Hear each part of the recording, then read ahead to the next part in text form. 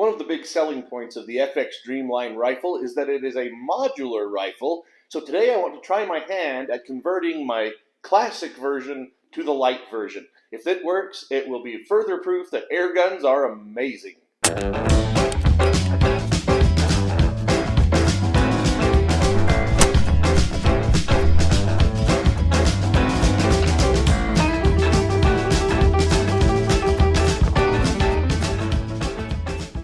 Now, to be clear, I'm not doing this conversion because I dislike the classic version. I actually love it, and there's a very good chance it will remain my favorite even after I do this. But since it's a modular rifle, well, I'd like to be able to enjoy that aspect of it.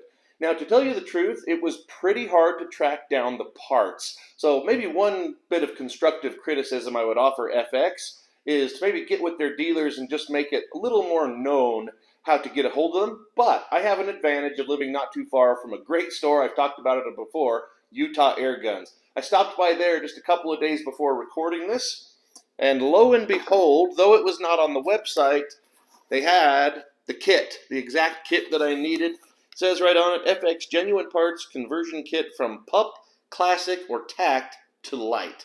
So if your version you have is the Pup, the Classic, or the Tact, this will convert it to the Lite. So why don't we dive into the box, see what it has, and see if we can't get this converted from the Classic to the Lite. Alright, so here is the kit. Comes with some instructions on converting from the various models to the Lite model. Comes with an AR style grip. My understanding is actually that it will take any AR-15 style grip, but FX does provide one, has the FX logo right there on it. We got this would be the lower receiver / trigger guard right there. And also in the bag, better make sure I don't lose anything, I've got the screws that will hold that on the rifle. Comes with all the screws, by the way. It doesn't come with any Allen keys, I don't think, but at least the screws. Here's the stock. And one thing about this, I have opened this box before and taken a look at some of these things, mainly just to see what size drivers I would need. I had heard in other videos that this was a little flimsy, sort of rubberized, and I don't find that to be the case at all. The exterior of it does seem like a rubber-like material, but look there, it is aluminum inside, and it feels very good and solid. So we'll just set that aside for a moment. Then, got this little box, and in here is actually one of the things I'm most excited about for this conversion, at least to try out. This is an external hammer spring adjuster. If I were to try to make one complaint about my classic version of the rifle, and it's a stretch, it's not really a big complaint, but if I had to pick something, it would be that the hammer spring is not adjustable from the outside.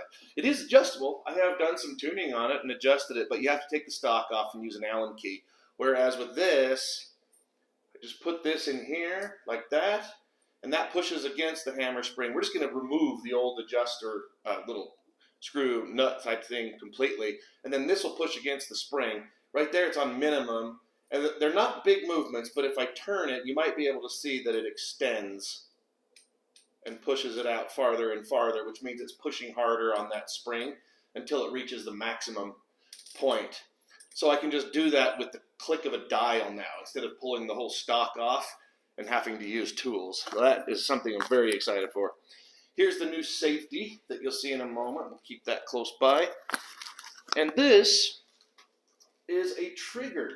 Now, as we go along, we'll see if I'm wrong, but I believe we're not going to need this. One of the things you can do with this kit is convert from a pup version, a bullpup version of the Dreamline, and I believe you would need this if you were doing that, since you're not using long linkage. But what we're doing, again, we'll see if I'm wrong, but I think that trigger that's in my rifle now is going to do just fine. So for now, I'll just put that aside. And the first thing we need to do is take the stock off, which requires a 4mm Allen. Let's bring this over onto the padding. Got a lot of parts and stuff right now in the way. The stock is just 2 screws.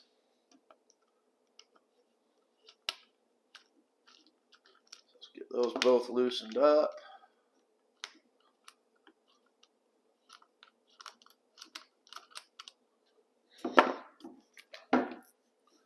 Set those aside. Those screws will be replaced. That's all there is to getting the stock off. So we'll move that. And then here's the basic guts of the rifle, so to speak. Next thing I'm going to do, if I'm being honest with you, is the part I'm the most nervous about.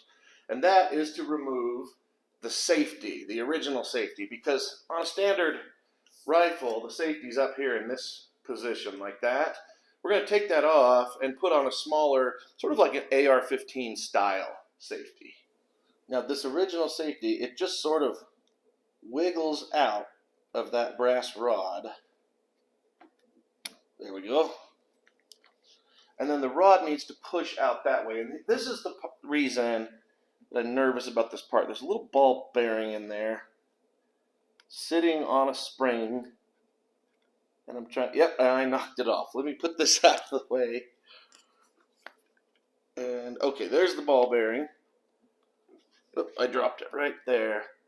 Now the kit does come with an extra one, but you might be able to see there's a little ball bearing there, and it just has to sit down in there. And let me just balance it on here, on the top of that spring. All right, now here on your screen, here's a photo looking straight down in there from the bottom of the gun. So the gun's upside down, and here's another one from the side, so you can just see where that ball bearing sits. Then the safety is currently in the off position because the trigger is working. And you can see where it says safe and fire. Maybe you can see that, but just like on there, it says safe and fire. So I want the little arrow pointing at fire, but as I push this in here, I have to be careful that I don't just knock that ball bearing off again. So what I'm going to do is just take a little Allen key. This is a 2.5 millimeter, not that the exact size is critical. All I'm doing is just pressing down on that ball bearing to get my little safety switch over it. And I think we got it. Let's see. So there it is in the fire position, and the trigger works. There it flips, and the little ball bearing on the spring allows those clicks. And on safety, trigger doesn't work. So we got it. It's installed successfully. Now the next step is to add this external hammer spring adjuster. But before I can do that, we have one obstacle, and that is the fact that the original internal adjuster is still in place. So I take a 5 millimeter Allen key, and by the way, this needs to be uncocked, which it is. If it's cocked, there will be spring tension, and we don't want that blasting out of there. Uncocked, that won't be a problem. So I'll just twist that out now.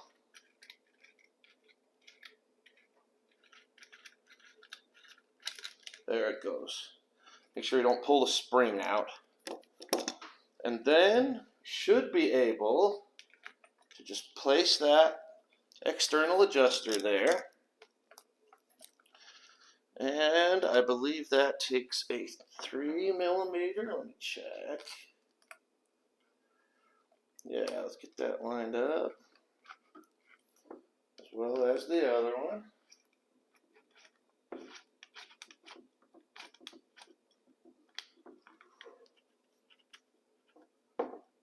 I'm so excited to have an external hammer spring adjustment on this gun. Let's give I'm not going to really torque these down there. I'm just going to snug them up just like that. So there is that hammer spring adjustment. And it's got the numbers over here, and then for fine adjustments, it all has adjustments on the other side as well. Alright, now it's time to add the lower receiver / trigger guard. But I ran into one problem with the trigger, and even the trigger that came with this kit had the same problem, so it was no help to me. There's a little tiny screw right there that tightens that trigger blade onto that trigger shaft, so to speak. And the trigger was set way too close to the end of that.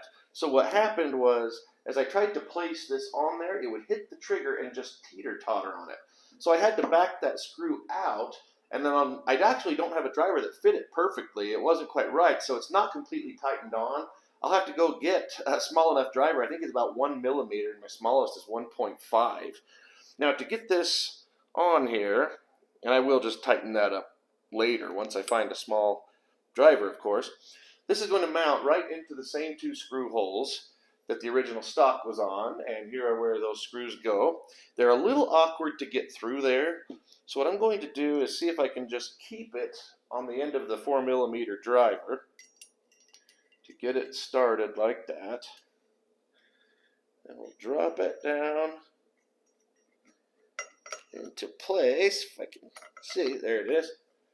And one little tip, you may already know this, but when you do a screw like this, you should turn it counterclockwise till it clicks, right, just like that. That just makes sure that the threads drop into place and you're not cross-threading them. Okay, now for this one, now that I've got it started, I'll just turn it over. Okay. All right. Then I'll just snug those down. And again, I'm not over torquing anything, just getting things good and snug. Now the next thing to put on is going to be this AR-15 style pistol grip. So let's pull out the screw. Screw again came with it. If I can get the bag open. There it is. That one's going to be, looks like that's a 5mm.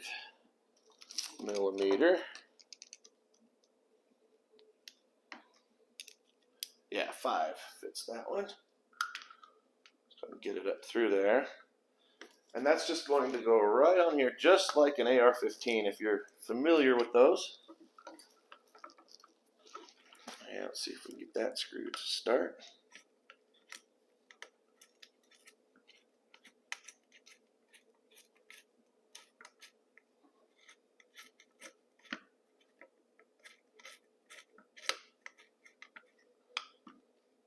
There, it's going now.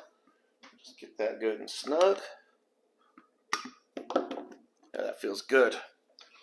Then, it's time to add the stock. Hopefully the scope is not going to be a hindrance. I don't think it will be. And you can see this little silver colored screw that sticks up. That's going to go right into that big hole right where the tip of my finger is. Kind of keep it in position.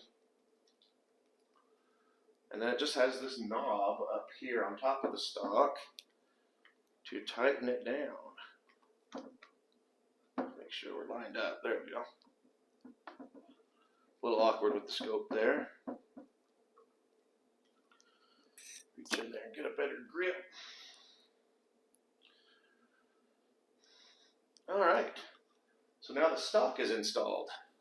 Now it just occurred to me that I skipped a step earlier on, but luckily it's one that we can do now at the end, and that is when I put the new safety in, I did not put in this screw to secure it in place. That's important. That's going to take a 2mm driver. So I'll just place that there, and I'll put my hand on the bottom to keep the safety in. Just get those threads lined up. And I'll just snug that down. There we go. And that safety is still functioning just fine. Well, that's it. The rifle has been completely converted from the Dreamline Classic to the Dreamline Lite. And like I said, the most excitement I have about this is regarding that external hammer spring adjustment. In fact, I'm curious about something. Right now it's on minimum, and I just want to feel that there's almost no resistance there at all. So let's turn it up to maximum. Definitely not as much as I thought there'd be, but definitely noticeably more resistance than on minimum. Well, time will tell if I like this as much as the Classic or maybe more. I think what it will really depend on is how much I end up using this hammer spring adjustment, but I love that it's on the outside of the gun. Another thing I'm curious about is eye relief. I did not move the scope at all. And it's not, I feel like I have to scoop my head back a little bit, but not bad. I don't think I'll bother moving or re-zeroing. I think it's just fine where it is. Stock's a little bit oily. Maybe be aware of that if you get a Dreamline Lite.